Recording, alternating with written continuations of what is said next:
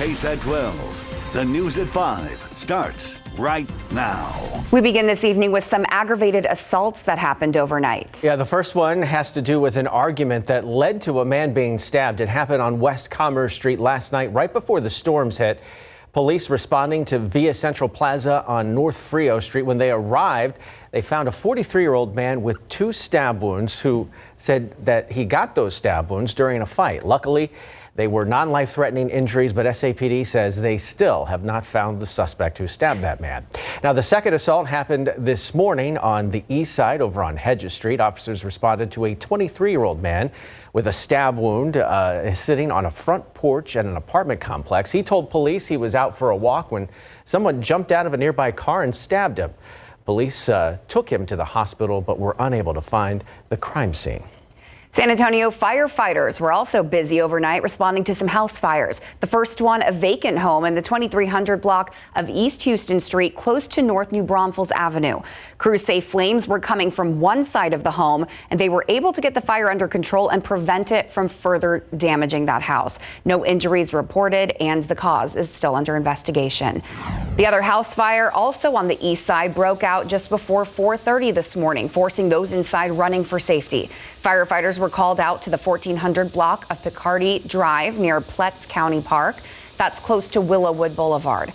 Crews arrived to find smoke coming from the back of the house. We're told they were able to quickly put out that fire.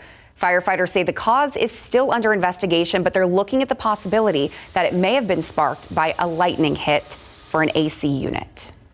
Well, rain or shine, the San Antonio Food Bank is making sure families are being fed. This morning, staffers and volunteers were on their posts for a curbside event.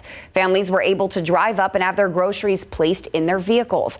Curbside service allows the food bank to assist their clients quickly and efficiently. Administrators say the organization's Fresh Track website allows families to receive what they need and then get back to handling other priorities in their lives.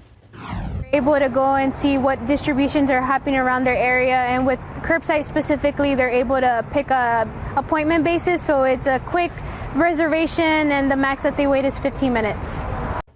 Very efficient indeed. Anyone in need of services from the food bank encouraged to call the client services line or visit the website you see here on your screen, freshtrack.com. That's with TRAK.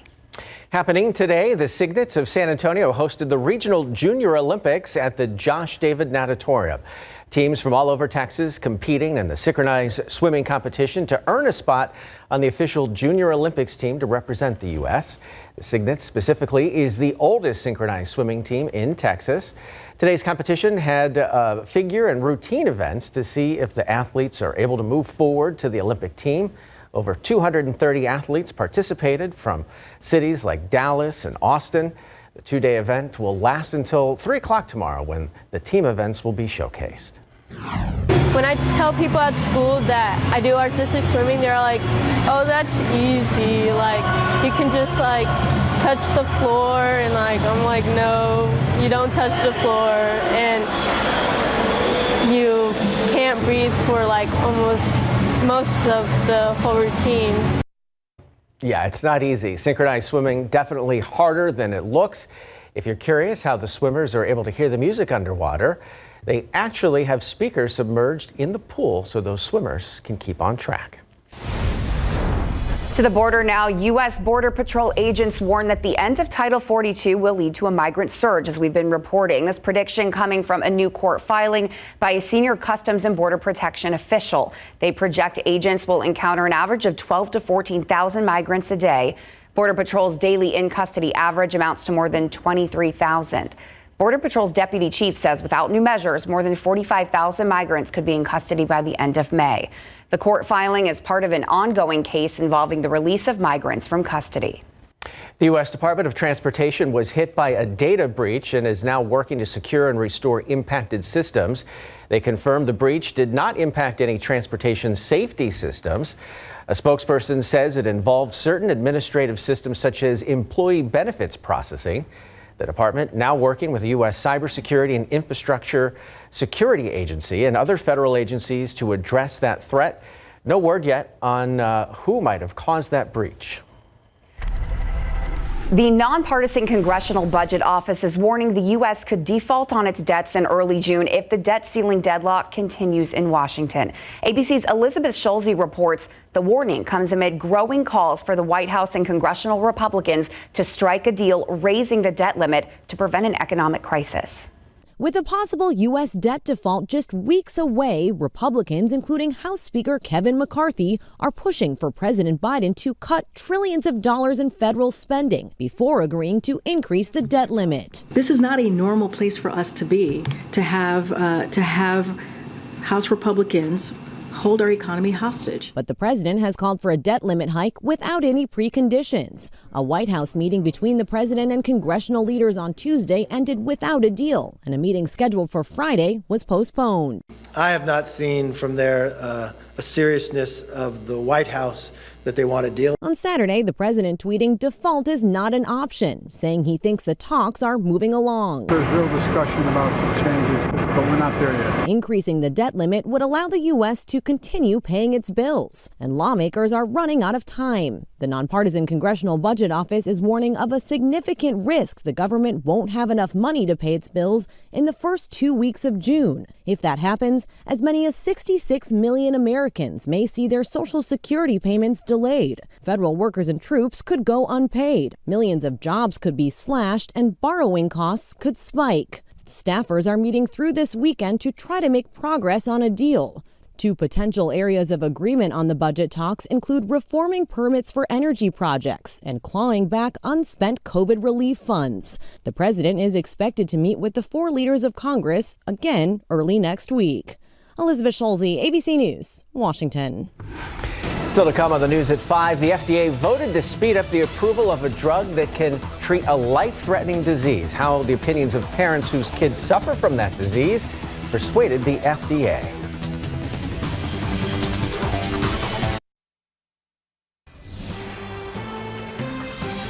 FDA advisors granted fast approval for an experimental gene therapy to combat muscle disease. The single-dose drug is called SRP-9001, and it treats muscular dystrophy. The problem is it's not clinically proven, and the FDA itself has some safety concerns over its use. However, during a 9-hour meeting, parents said their kids with muscular dystrophy who took the drug are able to walk longer. As of now, children who suffer with the disease lose their ability to walk by their teens. And because of the parent support, the advisors voted to push the drug on the market without clinical evidence, but the FDA is expected to make a final decision by the end of the month. Take a live look outside on this Saturday evening. Much quieter compared to what we had early this morning. Adam Caskey. Yeah, it was. And I have some good news to report. I love having good news. It's great to have good news. The aquifer up a little over 3 feet already today, nice. And it's still rising. It's still responding to the recent rainfall. It's going to probably rise for another day or so.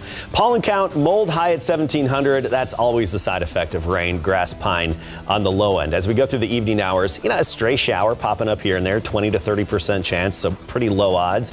Green light for outdoor activities right now. We do anticipate more coverage of rain coming in the days ahead. We'll talk about Mother's Day and beyond and how much rain we got and where in just a bit.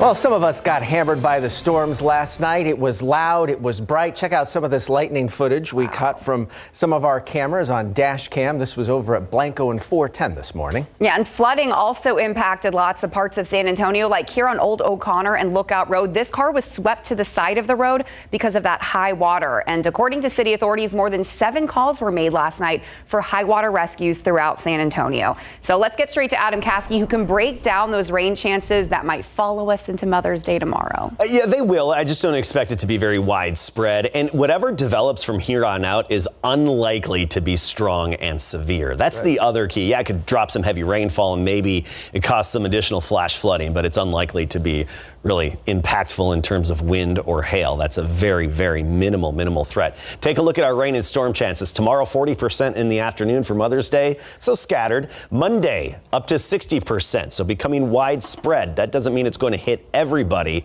but just over half of our area should be affected on Monday. Then we start to see those storm chances taper off daily through the middle part of next week and become just about non-existent by next Thursday. Hey, check this out. This is some good news. Rainfall since midnight, 2.31 inches officially at the airport. Now, this is why I'm so excited. Okay, look how long it has been. This is almost unbelievable. It's been 577 days since we've had that much rain in one day. You know, we're talking midnight to midnight in one day at the airport. 577 days. Yay. So yes, this is good. It is. Long wait. Some good water cooler talk there as you get back to work tomorrow. Or tomorrow, Monday, hopefully, for most of you. Unless you're us. Exactly. All right, St. Hedwig, or actually this is Adkins. Look at that, 2.25 inches. Now, this is, of course, a side effect. I-35 North at Somerset. This is what you don't want to do when you're out there. And this is in Yoakum, Texas, out east near Yorktown High School. And check that out, near the bridge, the water elevated. We still have elevated water. We're still getting the drainage. So low water crossings are likely to still have some elevated water, especially east of town where we saw the highest accumulations. You look at these red streaks and that indicates over 4 inches of rain. So let's get a closer look here. Yorktown, 4 inches. Between Yorktown and Cuero, 5.1. Between Shiner and Cuero, 4.8. Smiley, 5.4. That's verified with rain gauges. Because what we're looking at here is Doppler radar estimates. We don't have rain gauges everywhere, but dual pole data. A dual pole Doppler beam goes vertical and horizontal. It gives us a better, more accurate representation of rainfall estimates. And the yellow indicates at least 2 inches of rain, and that's a good portion of San Antonio and Bexar County, even some locally higher amounts, of course, as well. Now, this is the most drought-stricken part of our area, up into the hill country. Kerrville, radar estimates about 3.1, Mountain Home 1.5, City of Medina 1.8, Bandera 1.75. It's not going to bust the drought, but it's going to put a good dent in it. Here's the big bullseye. Between Eagle Pass and Crystal City, Eagle Pass and Carrizo Springs, 6 to 7 inches of rain estimated by Doppler radar. Looking at the radar right now, just a few sprinkles out there trying to pop up off to the east. If we could have squeezed in a little more sunshine to destabilize us, we could have had more showers this afternoon, but it just didn't happen. I anticipate a little more activity tomorrow. There's still more action across the state because we have an active pattern. This upper level trough, that dip over the Baja Peninsula, that's just throwing energy our way. And I do think we'll realize that energy into some scattered showers and storms tomorrow afternoon and tomorrow evening. And it's a stalled pattern, blocking high pressure system. It's a very unique pattern, to be honest with you.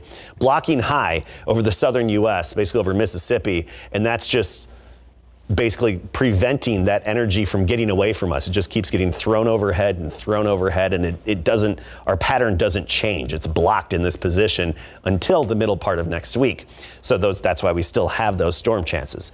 Temperature 76 right now with the clouds. Dew point is 64, not overly humid. We start the day tomorrow at 66. Mostly cloudy, a 20% chance of a shower or two in the morning. By noon, a few breaks in the clouds, and the more breaks we see, the higher our thunderstorm potential into the afternoon. 40% is what we have it, so scattered by 5 p.m. and on into the afternoon. 81 degrees, the high temperature tomorrow. We go ahead as those storm chances drop off. Temperatures rise, but only mid-80s next week. We can handle that. That's nothing. We can definitely handle mid-80s. Thank you, Adam. All right, Andrew, the Cowboys rookies are already getting after it. That's right. We're coming back talking about Mazi Smith, the Cowboys' 26th overall selection, and he wants to approach things the same way life has been for him recently, fast and furious. We'll hear from him. Plus, San Antonio is welcoming home a state champion in shot put. Got that too next.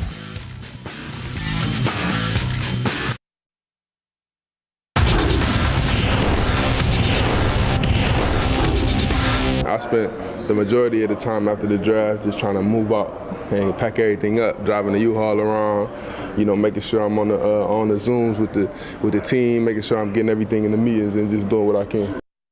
Life as a first-round draft pick goes fast and furious in big board sports. Pro football coverage, powered by Davis Law Firm. Coincidentally, fast and furious is also how Mazi Smith wants to approach his time with the Cowboys. Dallas selected the Michigan defensive tackle with the 26th overall pick of this year's NFL draft, mainly for his size and speed. But it might surprise you that he only posted 1/2 of a sack in his entire college career with the Wolverines. With Michigan, Smith was primarily a run stopper, and a darn good one at that. Whatever pass rush he brought to the table came organically from that mindset.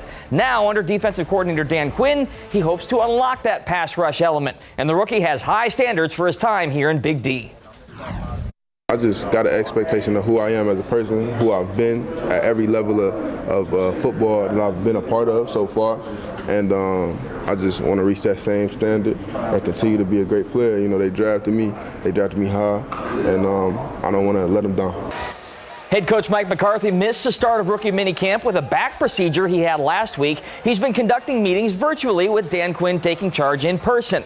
Meanwhile, Cowboys quarterback Dak Prescott will return to the field soon enough. He hosted a gala yesterday for his Faith, Fight, Finish Foundation, and he was asked his thoughts about the incoming rookie class.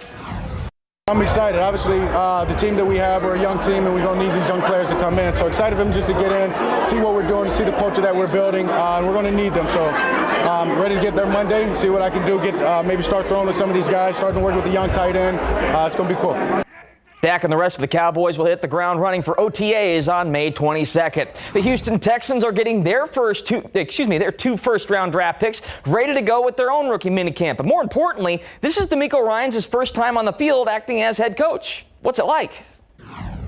Exciting to get out on the field and actually get on the grass and work with guys. That's where, I thrive. But now being a head coach, I have to learn how to step back a little bit and let the assistants do most of the hands-on work. And if I see a point or two I need to, implement, I'll step in when I need to. But our assistants, man, they've done it's awesome for me just to get out and see them work, see the energy that they bring to practice.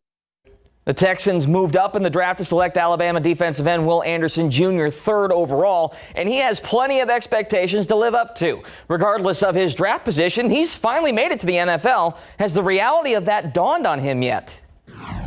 Yeah, it hit me, but I haven't arrived yet. I just got here. I haven't did anything yet. I got to earn it. I got to go out there and, get the trust from the guys, keep connecting with them and just, paying attention to everything that I'm doing and working hard. So, yeah, I'm here, but I haven't arrived to where I want to be at yet. Texans rookie minicamp will continue through tomorrow. The city of San Antonio is hosting the inaugural XFL championship game tonight in the Alamo Dome, and unfortunately, the Brahmas won't be there. Instead, the South Division champion Arlington Renegades will represent Texas and go head-to-head with the top-seeded DC Defenders. Renegades head coach Bob Stoops knows his club will have their work cut out for them. Coach Barlow does an awesome job, and his staff, they have done a great job all year. Got by far and away the best record, being 10-1. It's pretty special. So, excited for this opportunity. So, I think the league has really been great to everybody, and we're excited to be, here representing the South in this championship game. Here's a glimpse of the trophy. Kickoff between the Renegades and Defenders is tonight at 7 p.m. You can watch it live right here on KSAT 12.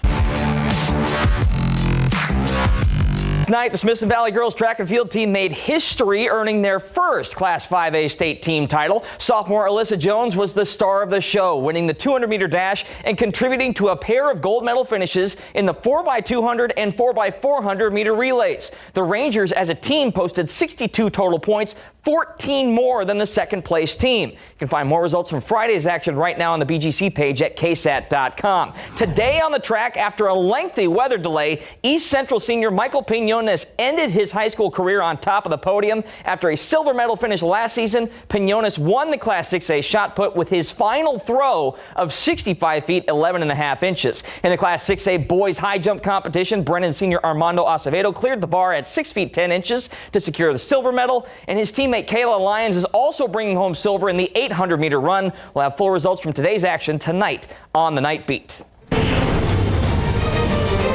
Weather continues to wreak havoc on UTSA's baseball schedule. The Roadrunners postponed their series finale against Dallas Baptist to tomorrow afternoon at 1 p.m. UTSA dropped both games against the Patriots yesterday, and they're going to try to avoid a sweep.